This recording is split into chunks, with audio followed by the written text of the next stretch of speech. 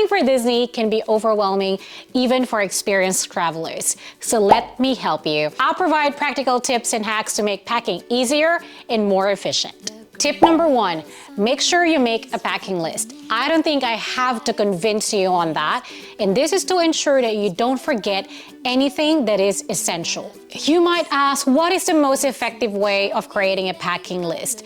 It is whatever works for you. I personally use an Excel for my packing list. There's also applications you can use like Notion or a good old handwritten packing list. I know some people can make that really look aesthetic for your planning. Whatever it is that works for you, that's what you use. Now I'm going to show you the packing list that I use in Excel. I've gone through so many, and this is the one that I'm currently using, and I keep tweaking it as well every time we go for a travel.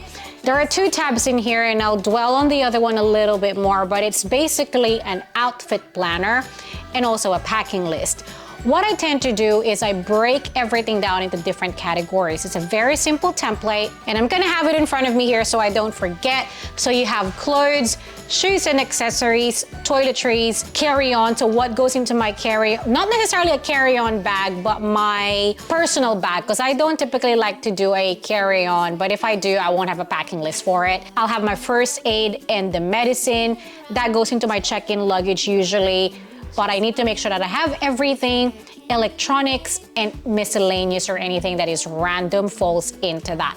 You can create a category that works for you or depending on your lifestyle and what your needs are. So what I tend to do is keep things in here, especially in the toiletries, carry-on, first aid, electronics, and miscellaneous section are the ones that don't change. I would leave that in there for the most part because those are the ones that I typically would bring. Think about your toothbrush, toothpaste, dental floss, so on and so forth.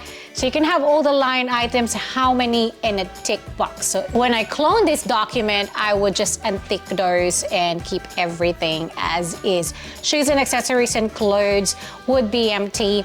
I only really keep it there because when I start packing, there'd be things like, oh, I would need X amount of underwear and I don't have enough already right now. I have to do laundry for that, or socks, or I have to buy something. I would put it in there so I don't forget and make sure that I pack it. But the moment I have packed it, it will be out of there. So it looks very empty. But that for me is the purpose of those 2 sections. For you, you could be planning your outfit well in advance in your mind and listing them down there before you even start packing. So you can use it to however you need it to. The Disney that we are going to is in Orlando, but this would apply to any Disney theme parks you're going to. I've only been to one in Hong Kong, and very soon in Orlando as well in Disney World. But either way, it is very important for you to pack for the weather because you're going to be outdoors at all times. And in Orlando, it's very warm and very humid. So you need to make sure that whatever you pack for Disney will ensure comfortability at its core. Then here comes the outfit planner. This could be a bit niche or a bit excessive for some of you. This is the other tab in that document where I plan my outfits. I also plan the outfits for Wade, so there is a section here for him. But basically, the core components are the date, the activity on that particular day, what's the weather like? Again, that is the main thing to dress for, not the event. Well, the event sometimes, but weather most importantly. The clothes, the bag, the shoes I'm gonna wear, what jewelry, what watch, what sunglasses or hat. And this is because I do the whole shebang when I get dressed. You'll notice Wade's here just got clothes, bag, shoes, and accessories, everything else basically. So it's quite simpler for him, but for me, it's everything. So you can tweak that to whatever you need, and then all the days will be all the columns. And there are certain scenarios where I would, so you'll notice here, 29th of April, we're doing Miami Town, and then we're going to have dinner. Is it just me? But when I'm on holidays, I would wear a different outfit in the morning and then a different one at night should there be an opportunity to head back to the hotel. But when you're at home, whatever you wore in the morning, that is it, day to night, isn't it? Maybe because you do a lot of walking and we expect to do a lot of that, but basically that's what that is. So that's why it's very important to have the activity in there, because if you're swimming, you'll know that's what you need. This is very planned. I know that and I understand that. Other ways you can do it is just like, all right, especially if it's purely Disney you're going to, I need X amount of shirts, X amount of shorts, X amount of socks. And then if we're going out to a nicer dinner, I would need X amount of dresses maybe. But if this helps, and if you're the type of person who would use this, I highly recommend that you do an outfit planner. You can also check out this blog where I talked about different ways you can use an outfit planner and not just your Excel. Second tip is to pack smartly. And that goes for any packing in general, not just to Disney.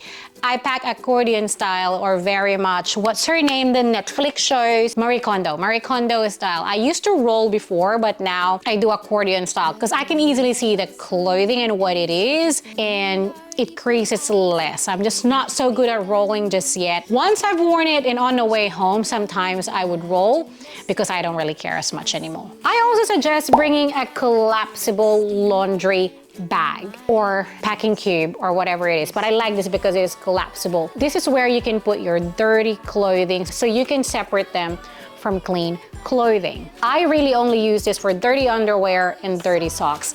I don't know, I just feel like they're the garments that feel dirtier than your shirt or your bottoms. So I always bring that to ensure that I can separate my clean clothing from the dirty ones. Now, how do you pack for your toiletries and your makeup? It's good to have a separate bag for them, whatever works for you. I've used multiple different styles, but this one tends to work. I like it tall because there are certain products that I use that are quite tall, and I like it zipped up and separate for sure. That way, should anything spill, it's all safe and my clothes won't get wet. The inside should be easily cleaned with a quick wipe, because otherwise it could be, you don't want stains, it will be a bit of a nightmare. You can also watch my vlog up here where I talked about what's in my travel makeup bag. In this particular trip for Disney, you don't want to be wearing too much makeup, especially in the heat. Up to you, of course, but for me, I'm keeping it minimal and it's all in here, very easy, very light, and I can easily, because you have to start early. They open Genie Plus at 12 midnight every day and have lightning lanes open at 7 a.m.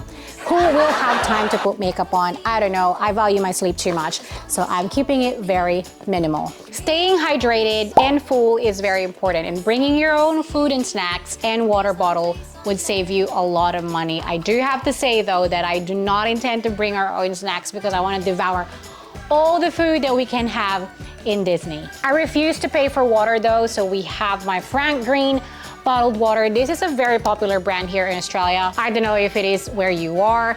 This is an insulated bottled water. I like it because it keeps the temperature really cold, or if you're bringing coffee or tea, it keeps it warm. It's a push down button. It is the one that I take with me in my personal bag on the plane so I can just refill water. Ideally, you'd want bigger so you don't have to refill every time because you want to stay hydrated and not get dizzy before you even take on the rides. But our bags on the day would be tiny, so we'll just have to deal with a small one. There are water fountains throughout the park, so you should be able to fill this up quite easily, or you can ask water as well from the restaurants. If you just want to buy one bottled water in there, keep the bottle and refill throughout. Glass is not allowed inside, so you can only bring a plastic bottled water or a metal one like this. I cannot stress enough how important it is to stay comfortable. So dress for comfort. Let's start with comfortable shoes. Wade and I will both be wearing runners because we want to be as comfortable as we can. Not all sneakers are created equally, but running shoes or walking shoes are going to be perfect for it. Your socks are very important as well. It plays a big part in ensuring that your feet are comfortable, so make sure there's plenty of cushion in there. Sun protection. It's going to be sunny, even if you are going somewhere where it's not summer or it's winter time when you visit. As long as it's daytime, sun is out there. So make sure that you wear sunscreen, hat, and sunglasses. In fact, I'm bringing 8 for a 2-week trip. rain gear if you think it'll rain. It rains a lot in Orlando or in Florida, full stop. However, we will definitely skip that and probably regret paying premium for it once it rains in Disney. Bag size is critical. You are not allowed to bring in anything larger than 24 inches long by 15 inches wide by 18 inches high, or that's 61 by 38 by 46 centimeters. I'm gonna show you the bags that I will be using. Well, I should say we will be using, because Wade and I will share it most likely. First, this is the largest one that we're taking with us, hence the big bottled water will not fit. A backpack is definitely ideal. So this is a small one, probably extremely small. You can still go bigger than this if you are a family or if you want to put in more items, but this is the first one that we're bringing. Black, goes with everything. This one is from Age, an Australian brand, an Aussie designer, one of my favorite brands. Another good one to bring is a fanny pack. I never thought I would be wearing a fanny pack, but I love this one. It's a white one. It could get loud, a bit smaller, but this one in particular has 3 pockets, one in here, one in front, and the main compartment. It's a very pretty but relatively stupid design. As you can see, it's now peeling a lot in there, but I've worn this a lot. This is my official bag when we go for a walk or when we go hiking. This one is from Montclair, a bit XC, but it was nice whilst it was new. The next one that I'm going to show you is a bit impractical, but it's about getting into it. Hold on. Ta-da! This one is a sling bag. A sling bag is also good because it keeps your hands free. It's my Minnie Mouse sling bag. It's from Kate Spade.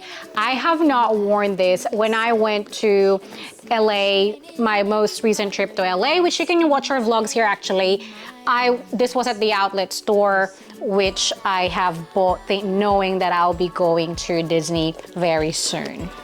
As you can see, it's small. Our camera gears will probably not fit into this, but we'll probably just handheld it. Like the bottled water won't fit into this. It's going to be a bit of a problem, but it's so cute. It just fits in through the thing.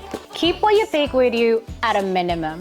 Because we vlog, we're going to be bringing our vlogging camera. We use a Sony ZV-1, so it's a compact camera, but we're probably going to bring our DJI Pocket 2 as well. It's got microphones like this. We're going to be bringing our phones, a portable charger. If we aren't vloggers, I would still be taking these things. A phone, obviously, a portable charger, that bottled water, tissue, your wallet, your hotel keys, obviously, sanitizer, and maybe some medicine for motion sickness pills, because you just never know if you're going to need it. Maybe a little bit of a lipstick if needed. There are certain items that you are not allowed to bring in the parks, or these are the things that caught my attention. Selfie sticks, tripods. I don't think, drones are not allowed as well, and plastic straws. For tripods, anything taller than 182 cm is not allowed, so we just won't be bringing any of those. Last but not least, get amongst it. You're guaranteed a magical day. I've been to the Hong Kong one as an adult. It's so much fun, and I can't imagine how much more fun Disney World would be. So get into the spirit. So even as an adult, it will be such a magical day. I'm definitely getting into the Disney spirit. I've been rewatching all the Disney movies. I have been rewatching Harry Potter for Universal as well. I just got my nails done. Check that out. I've got my Disney nails. I've got a Disney t-shirt. I had this done, so it's just his hands. You saw my sling bag, and trust that I'll be buying Mickey ears, maybe a different one every day. Looking at Wade there, see if he approves or disapproves. He disapproves. But I feel like that I should buy in the park. But if you don't want to wait, there's plenty to buy in Marketplace, in Etsy, or even secondhand if you want to save some money. If you've been to Disney yourself or any theme park yourself, let us know in the comments what your packing tips are. I hope you found that useful. Make sure to like the video and comment, because it will help reach more people and help our channel very much. So thank you so much for watching, and hope you have a magical time at Disney.